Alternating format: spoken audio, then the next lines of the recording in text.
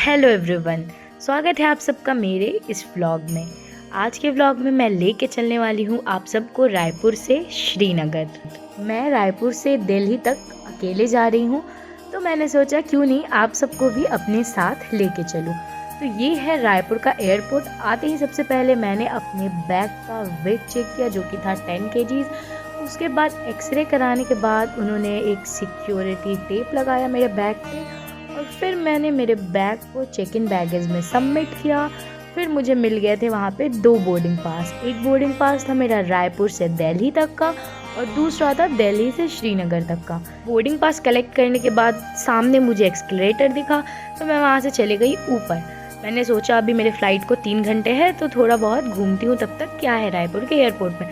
पूरी रायपुर के एयरपोर्ट पे बस वो एक ही शॉप थी जहाँ से मैंने कुछ भी नहीं लिया, क्योंकि मेरा मील ऑलरेडी फ़्लाइट में बुक्ड था। तो मैंने सोचा था कि अब मैं फ़्लाइट में जाकर ही कुछ खाऊंगी। और फिर हमारा बोर्डिंग गेट अनाउंस होता है कि हमारी फ़्लाइट की बोर्डिंग गेट नंबर 2 से होगी। तो मैं आ जाती हूँ गेट नंबर 2 पे और जब मैं पहुँचती हूँ तो यहाँ पे बोर्डिंग ऑलमोस्ट शुरू हो गई होती है। मेरा सीट जोन 3 में था 6A और जोन 3 की एंट्री सबसे लास्ट में हुई थी। तो मैं बहुत देर वहाँ पे बैठी थी जब सबकी बोर्डिंग हो गई। फिर जोन 3 की बोर्डिंग हुई तो मैंने भी स्कैन कराया। फिर वहाँ पे हमें लेने आई थी बस। तो बस में बैठकर हम गए थे हमारी फ़्लाइट तक।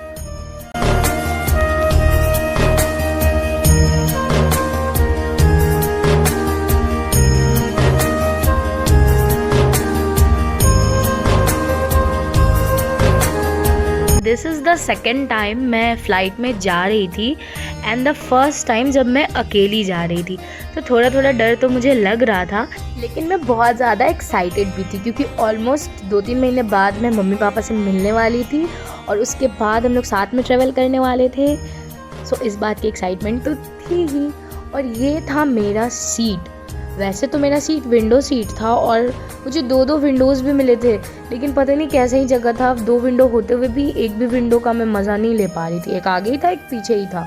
क्योंकि जोन 3 की बोर्डिंग सबसे लास्ट में हुई थी तो मेरे बैठते ही फ़्लाइट चलने के लिए शुरू हो गई थी और ऑलमोस्ट 2-3 मिनट ही हुए होंगे मुझे फ़्लाइट में बैठे और फ़्लाइट अपने टेक ऑफ के लिए तैयार थी।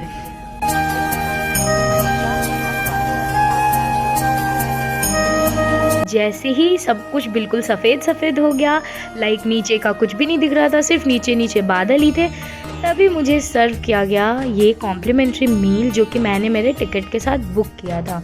इसके लिए ऑलमोस्ट मुझे 1000 रुपीज़ एक्स्ट्रा पे करने पड़े थे और इसमें आया था एक सैंडविच, एक स्मोक्ड आलमंड्स, एक कुकीज़ और एक जूस।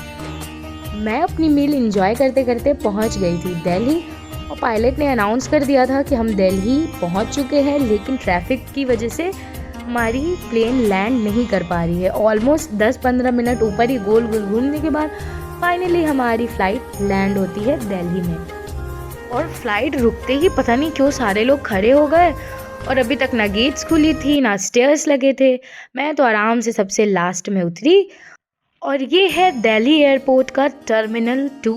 मेरी नेक्स्ट फ़्लाइट भी टर्मिनल 2 से ही थी और मम्मी पापा की फ़्लाइट भी टर्मिनल 2 पे ही आने वाली थी।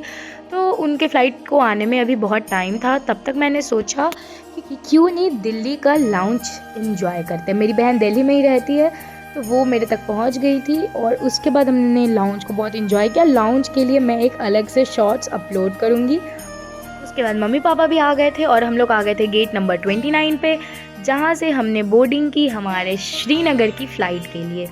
और वहाँ पे पापा को बहुत ही अच्छा व्हील चेयर असिस्टेंस दिया इंडिगो वालों ने।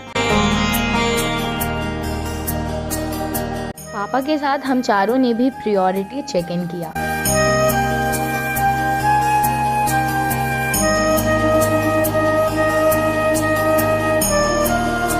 हम लोग काफ़ी ज़्यादा एक्साइटेड थे हमारे श्रीनगर की फ़्लाइट को बोर्ड करने के लिए। इस फ्लाइट में भी मेरी सीट विंडो सीट थी और फिर से मेरा जोन 3 था और इस बार सीट नंबर था 5A। और ये थी मेरी सीट। जब मैं पहुंची तो अगल बगल कोई नहीं था। मैं आराम से जाके अपनी सीट में बैठ गई और जब सारे पैसेंजर्स ने फ़्लाइट को बोर्ड कर लिया तो सबसे लास्ट में उन्होंने पापा का बोर्डिंग कराया ताकि वो इजीली अपने सीट तक पहुंच सके।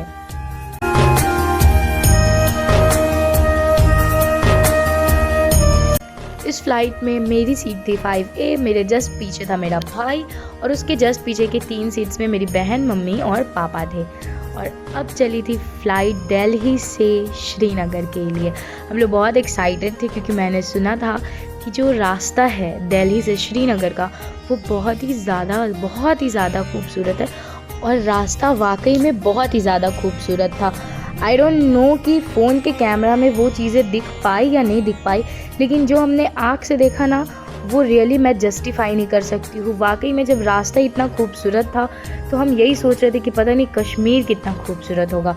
कश्मीर पहुँचते ही सबसे पहले हम लोगों ने अपने बैगेज को कलेक्ट किया और उसके बाद पापा के व्हीलचेयर में थोड़ी सी उन्होंने प्रॉब्लम कर दी थी कि जो व्हीलचेयर उनका बैगेज में आया था उसका कुछ पार्ट मिसिंग हो गया था, तो हम लोगों ने उसकी कंप्लेन की। उन्होंने बहुत अच्छा रिस्पांस भी दिया। उसके बाद हम लोग आ गए एयरपोर्ट से बाहर, जहाँ पे कैब वाले हमारे इंतज़ार कर रहे थे। जब हम फ्लाइट में चढ़े थे तो हमारे सराउंडिंग का टेम्परेचर 25 डिग्री सेल्सियस था और जब हम कश्मीर पहुँचे और जब हम एयरपोर्ट से बाहर निकले तो यहाँ का टेम्परेचर था 10 डिग्री सेल्सियस। कैब में बैठने के बाद जैसे जैसे हम आगे बढ़ रहे थे हमें एहसास हो रहा था कि कश्मीर को जन्नत क्यों कहते हैं, और कश्मीर को जन्नत क्यों कहते हैं ये मैं आप लोगों को दिखाऊंगी मेरे इस कश्मीर सीरीज़ के ब्लॉग में। तो आप लोग मेरे साथ बने रहिए और मैं अपने साथ साथ आप लोगों को भी जन्नत कश्मीर घुमाना चाहती हूँ। आगे आने वाले व्लॉग्स में मैं आप लोगों को सोनमर्ग, गुलमर्ग, पहलगाम और भी बहुत सुंदर सुंदर जगह लेके चलूँगी। होटल पहुँचने के बाद हम लोग थोड़ा फ्रेशन अप होके हम लोगों ने किया डिनर, और डिनर करने के बाद हम लोग सो गए। और आप लोगों से मैं मिलूँगी फिर अगले व्लॉग में, तब तक के लिए okay bye and enjoy your day.